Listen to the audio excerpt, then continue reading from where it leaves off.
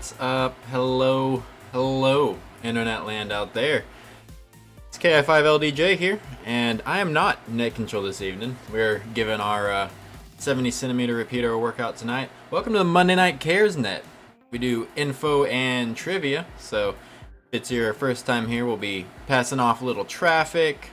If anyone has any, taking care of any business if anyone has any, and of course the main event is our trivia.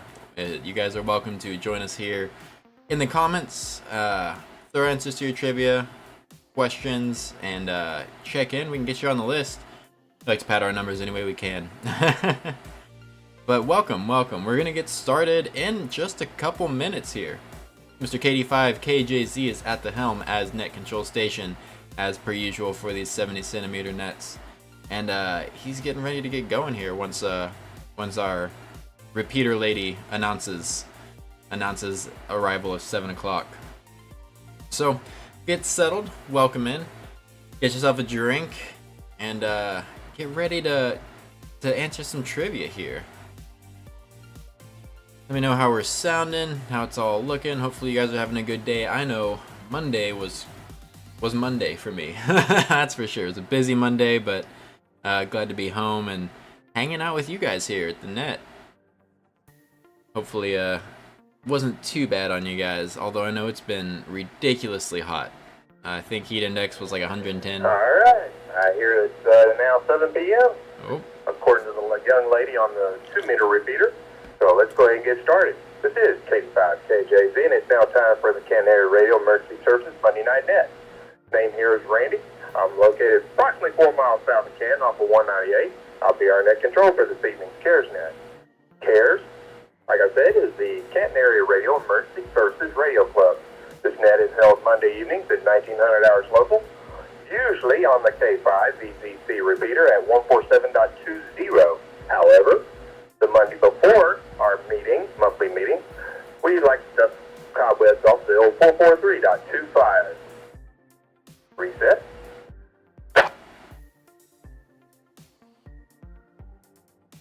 Like I just mentioned, the CARES Radio Club meets monthly on the third Wednesday now. Third Wednesday from 6:30 p.m. to 7:30ish, 8:30ish, however long we decide to chit-chat. And that's at the Van Zandt County Library. That's on FM 859 next to the Blackwell House Historic Home. All interested parties are welcome to attend. The purpose for this net is to build amateur radio use throughout Van Zandt County by providing a venue for operators to become comfortable and proficient in speaking over the airwaves, so that should we have an emergency arise in our community, we'll be ready to help transmit and receive emergency messages. With that, if you should have any emergency traffic at any time, call in with break, and I will take that call immediately. Let's go ahead and pause now and see if we have any emergency traffic at this time. Any emergency traffic. This is KD5KJZ. Go, and as we pause for emergency traffic, I'll say welcome in. Hey guys, welcome into the Monday Night Cares Net. Hope you're doing alright. Hope you're ready for some trivia. I wonder what Randy has cooking up for us tonight. He usually comes up with some pretty creative themes for trivia. We'll see if he's got anything interesting. Alright. Like we usually say, no news is good news on that part. So we'll begin taking check-ins now. If you would call in with your call sign slowly and phonetically, we'll get you checked in for tonight's Monday Night Cares Net. Taking check-ins. This is KD5KJZ. We'll let some other folks trickle in here. If you want to check in via the internet, go ahead and put your call sign there in the chat, and I'll relay that to our net control. Put you on our list here. Kilo Foxtrot 7, Sierra Oscar X-ray.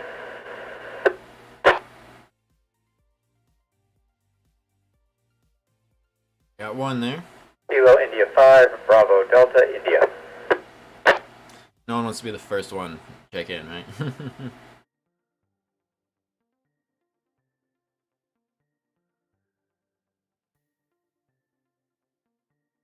Kilo India 5, Lima Delta Juliet, KI5LDJ. Decided to get in there. Don't want him to think we're not listening. Waiting to hear if there's any more.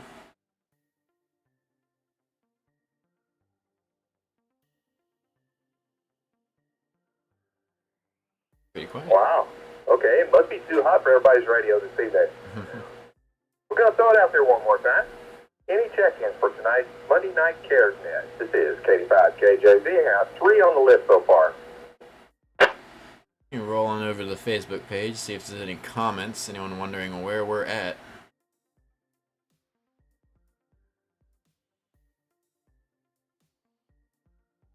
Because we did have some newcomers. Might not know where we do this net. Even though I think Randy's pretty good at announcing it on our regular repeater. Crickets. I hear crickets. Nothing but crickets. That's all right. Well, with the pre-ramble out of the way, we'll go ahead and get started. If you would want to call on you, give your location, name, and location approximate, and any traffic you may have for this evening. This is K5KJZ, and we'll go ahead and start with KF7SOX. Your check-in, please.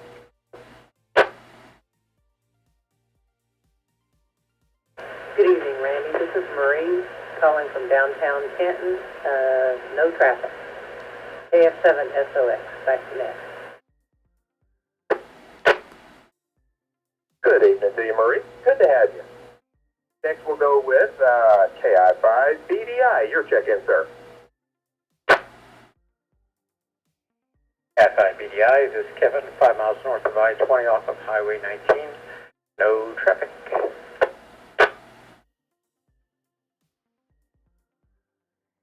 Alrighty. And, well, last so far anyway, but definitely not least, Mr. KI5LDJ. Your check-in, sir. Good evening, Randy. Good evening, Marie and Kevin as well. Thanks for not letting us talk to ourselves tonight. Hope you guys are doing all right. This is Colton. That's Charlie Oscar Lima Tango Oscar November. I am located on the north side of Canton, about 5 miles up 859, halfway between Canton and Edgewood. I have one minor piece of traffic for you this evening. Alrighty. Good evening to you, Mr. Colton. We'll come back to you here in just a moment. Let's go ahead and check, see if there's anybody else there would like to check in for this evening's CARES Net. This is KD5KJZ taking additional check-in.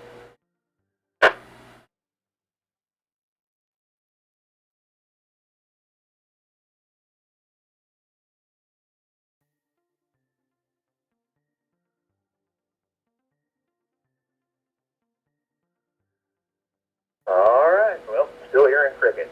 Nothing but crickets. Alright, Mr. Colton, let's go ahead and take your piece of traffic, sir. Alright, good evening once again, y'all. This is KI5LDJ. Thank you, Randy, so much for passing that off to me here. I don't have anything too major other than to prep you that are here for the next addition to our standard operating procedures field manual here. Last week I took polls, or maybe it was a couple weeks ago, but I polled all of you guys on exactly what you thought your concerns might be for having standard operating procedures ready, different kind of incidents that you guys would like to be prepared for and were concerned about. Break.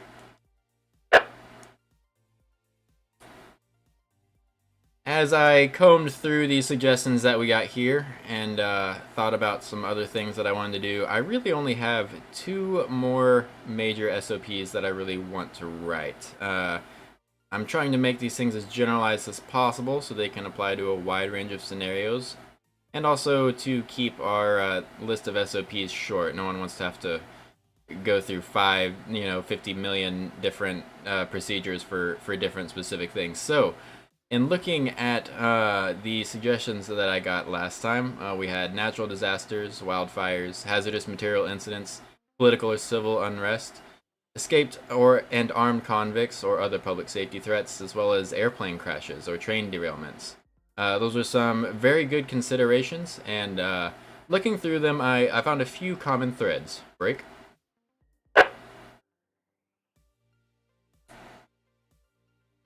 So, in considering the different things there that our group was concerned with, I found a basic need, a basic through line in all of those events for basic dissemination and gathering of information regarding danger areas. That's kind of the vibe that I'm getting from that. Multiple different scenarios in which danger could be in one area, possibly moving to another, and kind of thinking about, well, how exactly do radios play into that? Why couldn't someone just use a cell phone? And I think real-time tracking and dissemination of information is probably the best application of radios in these scenarios. Break. So with that, I made a rough draft of the next SOP, which is going to be Incident Response SOP. Pretty generic term there, but it should be, as we have a wide range of scenarios that we're concerned about. So just the introduction to kind of give you guys an idea of what this is going to be. The introduction written reads as follows. This SOP outlines the procedures for CARES radio operators to effectively gather, report, and disseminate information regarding danger areas during various emergency incidents.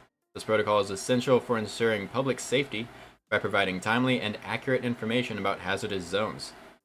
So that's kind of the general purpose of it. Slightly different from our Skywarn net in that we don't want to be where the things are happening. If there's a tornado or something like that, obviously we would like not to be there during a Skywarn net. But generally, whenever there's hail and rain and high winds, we kind of just are where we are. This is going to have an emphasis on remaining outside of these zones and reporting about how they're moving and such with and so forth. Right?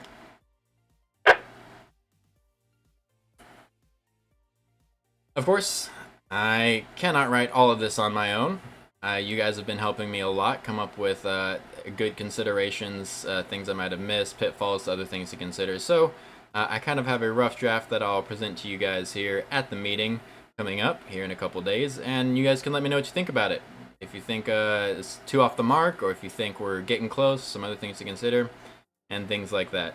The only other SOP that I wanted to really put in here are personal emergencies. So things where you might have, this happened to me once, I slid off the road in the middle of a storm, hydroplaned, and it happened to be in a dead zone where I had no cell service. So I did actually use my radio on a repeater to get a hold of my wife and have her come pull me out of a ditch. So personal emergencies, maybe you're out hiking and you twist an ankle the wrong way, you zig when it should have zagged, and you need help getting up, and you're out in the middle of nowhere. So stuff like that. That was the only other SOP that I had in mind here. Break.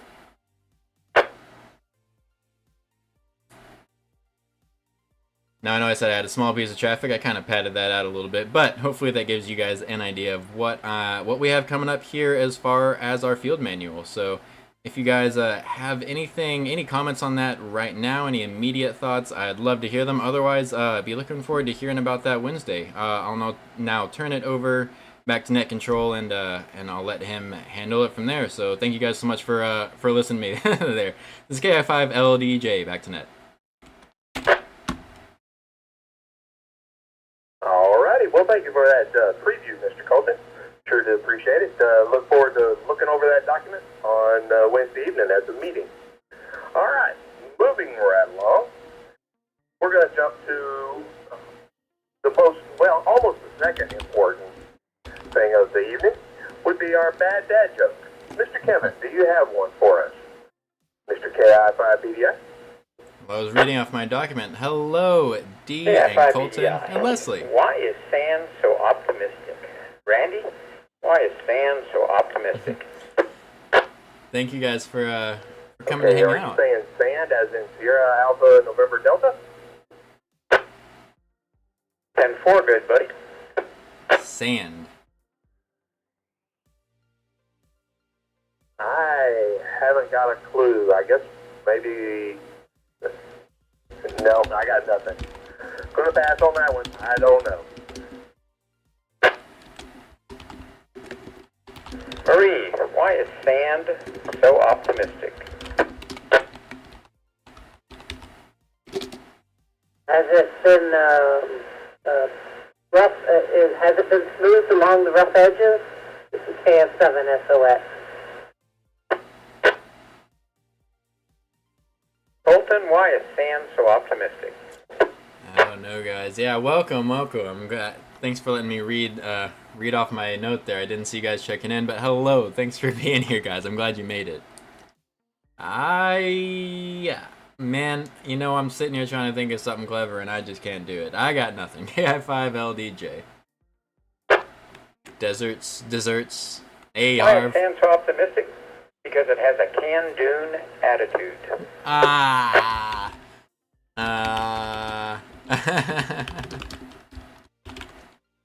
Oh dear, I think we ran into a fan drift. Oh dear. Thank you, Mr. Kevin. Appreciate you, sir. All right, let's throw it out there one more time before we get into the trivia portion. Any additional check-ins for tonight's Monday Night Cares Net? This is 85KJZ. While I wait for check-ins, properly, because I always try and fit in between me talking. Hey, we got D, we got Colton, we got Leslie, we got Harv. You guys are great. Thanks for making it over here. Thank you. Thanks, Leslie, for rescuing everyone. Love you. All right, not hearing any additional check-ins. Let's go ahead and jump into the always important trivia. So tonight I've looked up some interesting trivia from the state of Texas. These would be things that are still on the books as illegal happenings. So we'll see what everybody comes up with for some of these. So we'll start off with this one. What must you obtain a permit for if you want to do it in public in Texas? What must you obtain a permit for if you want to do this in public in Texas? Let's start off with you, Mr. Kevin. With the exception of me, which is just illegal, I'm going to go with sing. Okay, singing in public. Okay. All right. Marie, what must you obtain a permit for before you do it in public in Texas? A whole lot of things, I'd imagine. I'm going to be a little controversial here, and I'm going to say dance because of all the churches here. So it's KF7SOX. Back to you, Randy. Alcohol consumption. All right. Well, we got to have a Possible. permit for dancing. All right. What is this, Mr. Footloose? Colton, you in the internet land, maybe. What must you obtain a permit for before you do this in public in the Horse state of riding. Texas? Okay, horse riding, alcohol. I mean, I can kind of see that too. Let's see. Well, I do like the singing. I mean, I feel like I could definitely see someone wanting you to have a license for like busking, and then dancing. I mean, Footloose. I think that was actually a non-fiction movie. As far as the internet here, I have alcohol consumption and horse riding. Me personally, I really haven't got any ideas. But we'll go with those two. This is KI5LDJ, back to net. All right. Well, those are all reasonable guesses. I don't have a problem with any of those. However, the one they're looking for is you must obtain a permit before going barefoot in What? public in the state of Texas. Did not know that. And now we know. What? I knew a guy that actually did not wear shoes. He just never wore shoes, walked around All everywhere. right. So, Kind of weird. Mr. Colton, you brought this up about horse riding, and maybe a few others might know this. But what is required on horses ridden at night in the state of Texas? What is required on horses ridden at night in the state of Texas? Marie, we'll start with you on this one. Yeah. I guess I'm going to go with some sort of light. This is KF7SOX. Back to you, A Randy. lantern. Horse night vision. Some sort of light, okay? Well, that's reasonable. Reflectors. I Oh. can see that on a carriage, maybe, but maybe not on a horse. I like but I don't know. reflectors. We'll see. Mr. Colton, you and your internet friends, what do y'all say? What must be horse before it can be ridden at night? I'm gonna go with reflectors since she said lights. Well, we had a guess of lights here as well, but I had one that I liked better in chat. We have a guess of reflectors. So retro reflectors, and then we also have reflective clothing coming in. So I think that's the vibe we're getting here from chat. Reflectors. KI5LDJ. Okay, reflectors. Yeah, that's not a bad idea. Might want to be seen. Mr. Kevin, round us out, sir. Tail I'm lights. going to go with the painfully obvious rider. I like taillights, D. Yeah, well, it wasn't specifically named that way, but having a rider on a horse being ridden at night might be important. I don't know. Kevin. But the answer they're looking for here is tail light. Tail Ah, light. you got it, D. Are you cheating? You know Randy, so I know you guys are kind of close. All right, here's another interesting one. What is illegal to carry in your pocket in Austin, Texas? What is illegal to carry in your pocket in Austin, Texas? Mr. Kevin, we'll start with you, sir.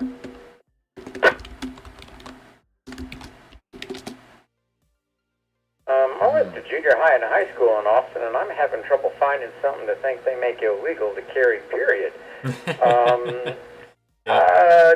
Chewing gum. Okay, the old Chewing chewing gum. gum. Well, we'll see how that pans out. Mr. Colton, you and our internet associate, what is illegal to carry in your pocket A in joint. Austin, Texas? Yeah, they'd probably frown upon that. Oh, there probably are actually a lot of things that they could not like you to carry. I have a guess of a joint. They definitely wouldn't like that. Bolt cutters. Yeah, why not? Let's see. Man, I don't know. What would they not want you to carry in your pocket? I don't have anything else besides that. It's KI5LDJ in Austin. Well, now I could possibly understand a joint, but then everybody that works in the Capitol building may be offended because you weren't sharing. It is weird. Well, Marie, what is illegal to carry in your pocket in Austin, Texas? Gotta be something weird, right? I'm going to go with a pocket knife. This is KF7 SOX. I would have said a gun, but I'm going to say a pocket knife. It could be a KF7 gun. SOX, back to you there. They might.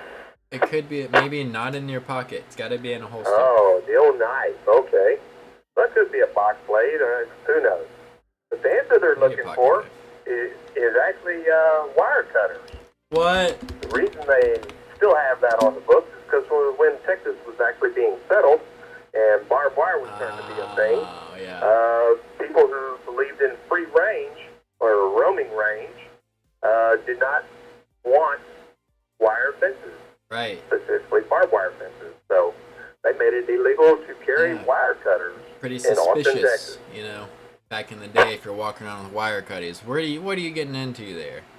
I can see that. You were really close with bolt cutters, Makes me Colton. wonder, though, if you're an electrician in Austin, do you have to have a special permit for your wire cutters and or do not carry them in your pocket?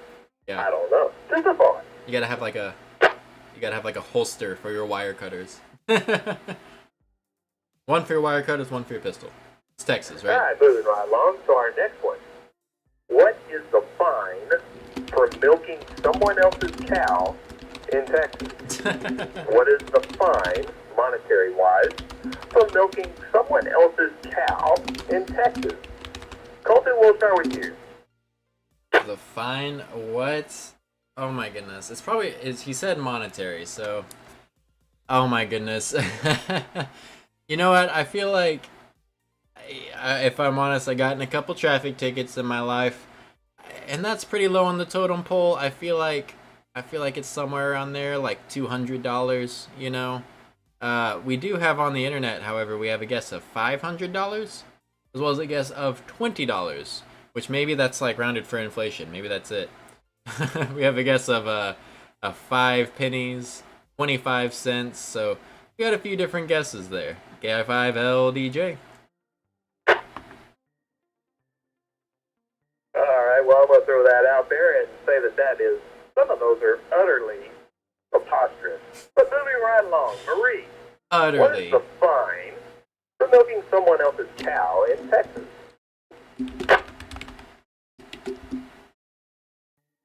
Randy, I'm going to go with $1 because I think it's a really old law and it would have been worth something back then. So this is a KF7 SOX back to net.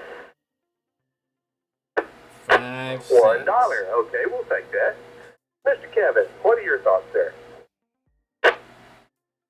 Yeah. I'm actually going to follow Marie's logic, but I'm going to go with $5 because it was probably a pretty bad thing to do back in those days. Yeah, if you just guess a really y'all are wide very range. close. It is actually still on the books as being a $10 fine for milking Oh, someone else's cow. it's $10. Where's my dollar sign? Look at that. Hey, I say $20. I think you get it with that. You're pretty close.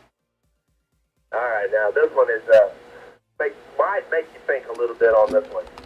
What is banned on Sundays in Texas, specifically related to a type of food? What is banned on Sundays in Texas, specifically related to a type of food? Yeah. Mr. Kevin, we'll start with you on this one. $10. I didn't expect that either. That's a lot back then too. Like $1,000 for inflation. If you go back to the early 20th century, late 19th century, goodness, probably even more. I have no idea. I have no idea. The blue laws are long gone, and I cannot remember them well enough to figure out what it would be. The only thing I can think of is kosher food. That seems really stupid. Baked Alaska. I think liquor only counts as food if you're an alcoholic. Well, that's all right. It might be kosher. I'm not sure. We'll find out. Marie, what are your thoughts on what is banned on Sundays in Texas, specifically related to a type of food? I don't know. What do y'all think? We got Baked Alaska. Something to do with it burning? I don't know. Oh, that's a good one. I'm going to say Mexican beer. This is KF7 SOX back to net. Uh-oh, no Dos Equis for you, huh? All right. Sale of liquor. Or what's that other one, Batello or whatever it is? I don't know. Anyway, Colton and Internet Land. What is banned on Sundays in Texas, specifically related to a type of food? Well, we got the guess of the sale of liquor, which I think we've all come to find out the hard way when you got a party and you think about it last minute and then you can't get it because it's Sunday. But you are hitting on the food thing, so I have another guess here in chat of Baked Alaska. So interesting. As a side note here, my longtime food service XYL here wanted to make a note that they had to sell chips to anyone ordering alcohol on Sunday before noon. They were required to at least sell them some food. So that's interesting. That's Texas for you. Other than that, I don't know if we got anything else. KI5LDJ. Well, that's interesting. Okay, yeah, you got chips with, I guess, your beer on Sunday. Yeah. I didn't know that. Not a drinker, so don't know. But what they're referring to is actually selling Lindbergh cheese. What? The selling of Lindbergh cheese is prohibited on Sundays to be sold in Texas. Okay, didn't know that. Lindbergh. I don't know if I spelled that right, so we'll see. Lindbergh cheese. Maybe it's supposed to have a U in there. Interesting. I don't even know what Lindbergh cheese is. Do y'all know what Lindbergh cheese is? Let me know. We'll call this our last one. What unusual law exists in Texas regarding eating your neighbor's garbage. What unusual law exists in Texas regarding eating your neighbor's garbage? Okay, other than it's garbage, I don't know. What do y'all think? Marie, we'll start with you on that one. That you can eat it? Indy, I got nothing. I can't even come up with anything clever. This is KF7 SOX back to net. I don't know why I went to eat. Maybe that you can rummage Oh, through it. that's all right. We'll take that anyway. An IDK. All right, Mr. Kevin. You gotta what leave are him your a tip. thoughts, sir? I like that. Dumpster diving 101. I'm going to go that it's illegal to do that unless it's on the curb. If it's on the curb, okay. Well, that's interesting. Hopefully, the next day is trash day for wherever you're eating your neighbor's trash from. Mr. Colton, you and our internet associate, what do you think, sir? Well, my mind was going different places because I know that at least I've seen online or on TV shows that once your garbage is out outside of your house, it's actually public property, and there's been cases where criminal cases have been solved because police go through trash after it's set outside because it's public property now. Anyone can go through it. I don't know if that's the case in Texas still, so I'm gonna personally guess. Well, I guess it wouldn't be a law that you can. I bet you could probably still eat your neighbor's garbage. We have a guess of from the internet that you have to leave them a tip, and we have another one that's it's considered stealing. But other than that, I think that's all we got. KI5LDJ. All right, well, those are all good answers. I think y'all might be surprised by this one, but anyway, it's considered trespassing and theft unless you have your neighbor's permission. It's considered trespassing and theft unless you have their neighbor's permission to eat their garbage. All right, that's just a little bizarre. How odd. This is K5 KJZ and the Money Night Cares Net. You got it, Colton. You got that one. It's considered stealing. But also trespassing. Well, I guess because maybe you have to go to your neighbor's property to get it. Oh, shoot, I missed one. I got one more for us. One more. What must you do 24 hours before committing a crime in Texas? What must you do 24 hours before committing a crime in Texas? Mr. Kevin, we'll start with you. What do you guys think? I'm going to go with give notice.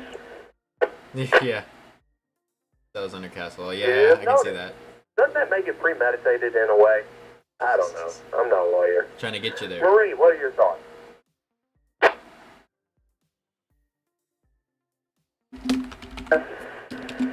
File a report. I don't know.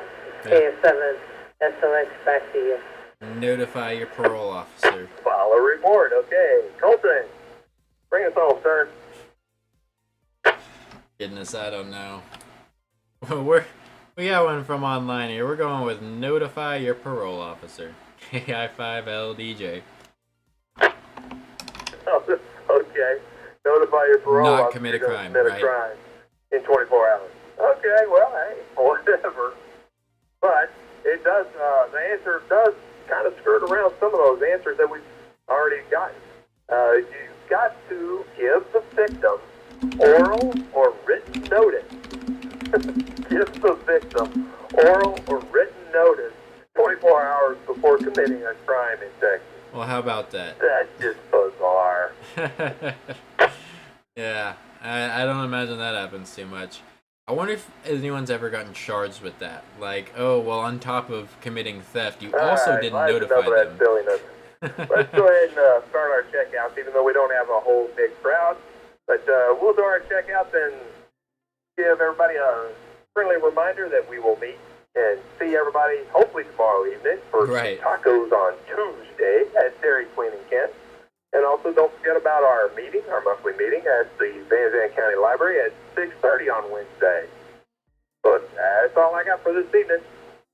We'll start our checkouts with Mr. Kevin. We'll start with you, sir. That's funny, D. Yeah, that's definitely how that works, Cole. BDI, thanks for running the net. Good questions. And we'll see everybody on Wednesday evening. KI5 BDI back to net control. All right, thank you, Kevin. Appreciate you being here, sir. Marie, how about you? Time flew by tonight, guys. It's already been half hour. Randy, thank you for running the net. Hope y'all all have a good evening. 7-3. This is KF7 SOX back to net. All right, Marie. Good to hear you this evening. Hope you're staying nice and cool. All right, Mr. Colton and our internet associates, your checkout. Yep, that's true. Depending on it's true, depending on what it is. Well, Mr. Randy, thank you so much for running the net tonight. Had fun, great questions. I love the trivia tonight. That was a good time. Thank you, Marie and Kevin, again for joining us here, not letting us talk to ourselves. You guys are a good, solid crew to have every week. Yeah, I look forward to seeing everyone on Wednesday. We'll see how much of this SOP I get fleshed out. It's difficult writing all these, so I appreciate y'all's support. And like I said, any input you have on the little preview I gave you is more than welcome. You're welcome to let me know on the radio, let me know over message or internet, however you want to get to me. But otherwise, we'll hear from you Wednesday. Y'all have a good night. 7-3s, and turn it back to you. KF5 LDJ. All right, Mr. Colton, thank you for being here, sir, and also thank you very much for setting up that live stream for us and hosting it. We appreciate it. All right, everybody. That's good. Y'all have a good evening. Go get another glass of iced tea and prop your feet up for a little while. This is K5KJZ. We're going to return this repeater back to normal amateur use. K5KJZ. That's it. All right. Well, we did it. We successfully made it through another CARES net. Thank you guys so much for being here. This was a fun time. The trivia was really good tonight. Thank you, D, checking out there. Yeah, well, thank you so much. I appreciate it. I don't really do much in these ones. I kind of just sit here and chat with y'all. It's a good time. It's a pretty easy job. And at least y'all make it pretty easy. Yes, thank you, Colton. Have a good evening, 7-3s. We will see you guys all here, same time, same place next week. Randy's going to go ahead and reestablish the link over there to the Tyler system. Thank you, D. And while he does that, we're going to say goodnight to y'all. So, y'all know the deal. Same time, same place next week. If you are in the Canton area, remember we are having Taco Tuesday tomorrow. But, slightly more importantly, we're having our meeting this coming Wednesday in 2 days at 6:30 at the Van Zandt County Library. So, if you're interested, if you're part of the group, or if you're not, if you just kind of want to know about ham radio, or you're interested in like what the group's doing, or anything like that, anyone's welcome to join us at the meeting. So we hope to see you guys there at 6:30 p.m. at the library, and I'll be presenting the most recent addition to our field manual here for incident response, hazardous incident response. I think that's what I should probably change that a little bit. But other than that, you guys have yourselves a great night. Thank you so much for being here. And we'll look forward to seeing you guys next week. Have a good rest of your week. 7-3s, y'all. Good night.